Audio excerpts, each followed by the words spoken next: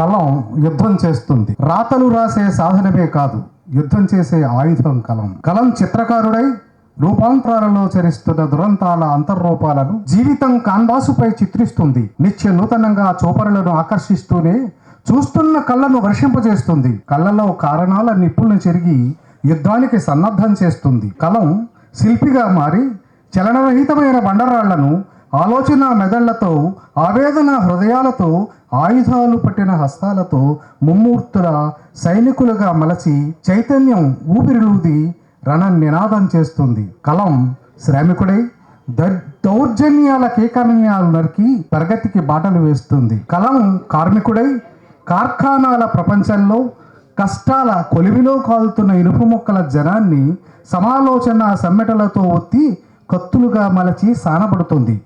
కలం కర్షకుడై వందలాది ఎకరాల నేలను వేలాది నాగళ్లకు సొంతమయ్యేదాకా పంతం పట్టమని నొక్కు ముక్కకి నచ్చజెబుతుంది.